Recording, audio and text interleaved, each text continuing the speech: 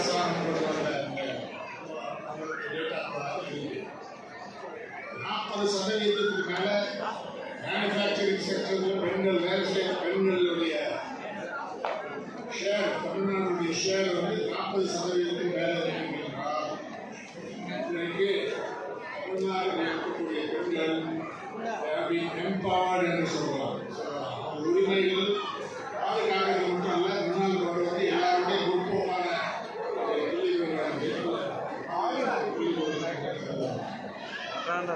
வளர்ச்சி இருந்தால் மட்டும் போராது.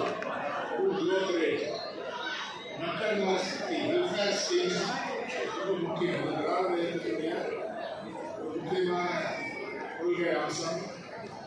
முற்போக்கான சக்திகள், இடதுசாரி சக்திகள் அணியில் இருக்கக்கூடிய எல்லா கட்சிகளுடைய குறிக்கோள் என்னவென்றால் மக்களுக்காக நல்ல திட்டங்களை கொண்டு வர வேண்டும். புது லிஸ்ட் கொடுக்க தேவையில்லை. கலைஞர் மகளிர் உரிமை திட்டம் இது வந்து சேரிட்டி இல்லை. 1000 ரூபாய் கொடுத்து ஹவுஸ் ஹோல்டு இது அவங்களுடைய உரிமை என்ற பெயரில் அங்கீகாரம் செய்து இந்த தொகையை கொடுத்ததுக்காக இந்த எலெக்ஷன்னால 5000 ரூபாய் 3 மாதம் அட்வான்ஸ் வெயிலுக்காக வரும்போது 2000 rupees.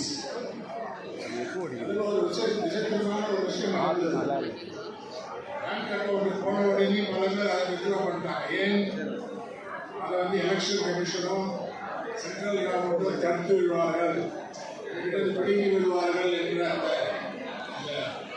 எதிர்பார்ப்பினால, அந்த அச்சத்தினால அதை முதலமைச்சர் சொல்லியிருக்காங்க. அந்த விஷயம் புதுமை பெண் திட்டம், Tamil Mudhalvan scheme, old age social security pensions எக்ஸ்பென்ஷன்,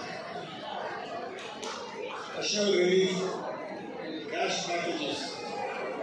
Yes, I'm going to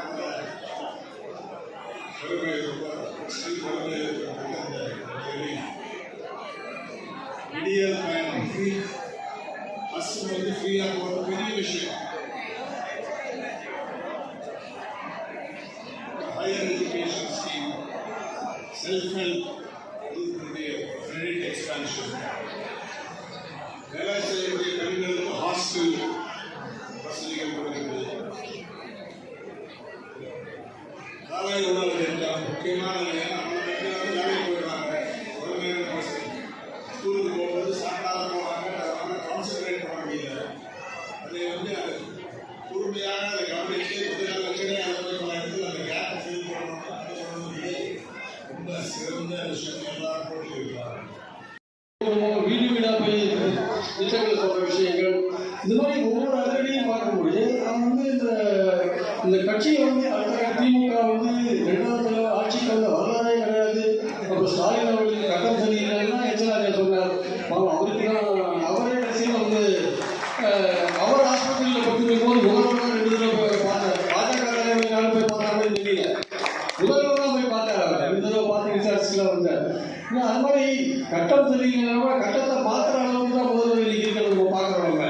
அதாவது விதியை மதியால் வெல்லலாம்ன்றாங்கல்ல, அந்த இடத்துல தான் அவர் போய் இருக்கிறார். திமுக 2வது முறை ஆட்சிக்கு வரல அப்படின்னா இந்த ஆட்சிக்கு வரலன்னு சொன்னால் அந்த பாயிண்டே தப்பு. 67 அண்ணா ஆட்சிக்கு வந்து மறுபடியும் 77 திமுக மறுபடியும் தலைவர் ஆட்சிக்கு வந்தது. அதனால் 2வது ஆட்சிக்கு வந்தாங்கன்னா அவங்க என்ன சொல்கிறாங்க, எம்ஜிஆர் போகிறோம் அப்படின்னு ஒரு விஷயத்தை வந்து சொல்லுவாங்க. ஸோ அது ஒரு பக்கம் இருக்கட்டும். நம்மளுடைய பாயிண்ட் என்னன்னா வந்து இந்த ஆட்சியை வந்து கொண்டு போகிற சமூக நீதி போன்ற விஷயங்கள், மகளிருக்கான நீதி போன்ற விஷயங்கள், ஈவன் குழந்தைகளுக்கான நீதி. குழந்தைகளுக்கு வந்து 20 லட்சம் குழந்தைகளுக்கு பிரேக்ஃபாஸ்ட் போடுறாரு அப்படின்னா காட்டாங்க.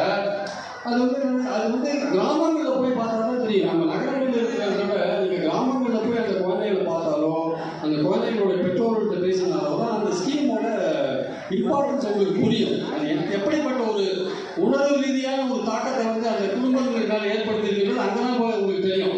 ஸோ அந்த மாதிரி வந்து கிட்டத்தட்ட ஒரு 2 கோடி பேர் வந்து இந்த அரசாங்கத்தினால பயன்படுத்த பல விஷயங்கள் இங்கே நடந்துக்கிறத நம்ம பார்க்குறோம். நம்ம ஸோ அந்த அடிப்படையில் பார்க்கும்பொழுது அந்த நீதி கட்சி ஆரம்பித்து சுதந்திர இயக்கம் திராவிட கழகம் திமுக இந்த அந்த வரிசையில் பார்க்கும்பொழுது கிட்டத்தட்ட இந்த திராவிடியன் மாடல் ஆஃப் கவர்மெண்ட்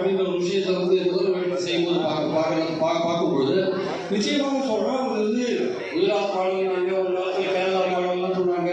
நீங்க அதெல்லாம் வந்து கிட்டத்தட்ட காலாவதியான ஒரு மாடல் அப்படின்னு இன்னைக்கு திராவிடியன் மாடல் தான் இன்னைக்கு வந்து எல்லாருமே பேசக்கூடிய ஒரு மாடலாக இருக்கிறத பார்க்குறோம். ஸோ இந்த திராவிடியன் மாடல் கவர்மெண்ட் வந்து சமூக நீதிக்கு கொடுக்குற முக்கியத்துவம், எல்லோருக்கும் எல்லாம், அனைவருக்கும் அனைத்தும் அப்படின்ற ஒரு விஷயம் தான் முக்கியம். எல்லோரும் சமம் அப்படின்ற ஒரு விஷயம் தான் முக்கியம். இந்த மூணுத்துலலாம் வந்து தமிழ்நாட்டின் தலைவிதியை விட மாட்டோம்ன்ற ஒரு விஷயத்துல வந்து ஒரு காயின் பண்ணி அந்த வேர்ட்ஸ் எல்லாம் கரெக்டாக காயின் பண்ணி அதுக்கேற்ற ஒரு நடவடிக்கைகள் எடுக்கிறது மூலமாக இந்த சமூக நீதி போன்ற விஷயங்களாகட்டும், அல்லது மகளிருக்கான திட்டங்களாகட்டும், இல்லை தொழில் வளர்ச்சி போன்ற விஷயங்களாகட்டும், இதெல்லாம் ஒரு அடுத்த கட்டத்துக்கு எடுத்து போகிற ஒரு அந்த சுச்சுவேஷன்லாம் கொண்டு எலெக்ஷன் நோக்கி போகும்போது முதல்வர்கள் வந்து இங்கே கொண்டு வச்சிருக்காங்கன்னு நம்ம பார்க்குறோம். அதனால் வந்து இப்போ 73வது பிறந்தநாள் சமீபத்தில் அவர் நடந்து அவருக்கு என்னுடைய வாழ்த்துக்களை தெரிவித்துக் கொள்கிறேன். இந்த ஊடகங்களை பற்றி கிலோமீட்டர் தூரத்திற்கான மழைநீர் வடிகால் ஸ்டாப் அவ்வளோதான் இருந்துச்சு சந்தையிலே. ஆனால் அந்த 96,2000 அந்த ஒரு காலகட்டத்தில் நீங்கள் எடுத்துக்கிட்டீங்கன்னா நம்முடைய முதல்வர் அன்றைக்கு மேயராக இருந்த போது அது பன்மடங்கு உயர்த்தப்பட்டது, அகலப்படுத்தப்பட்டது.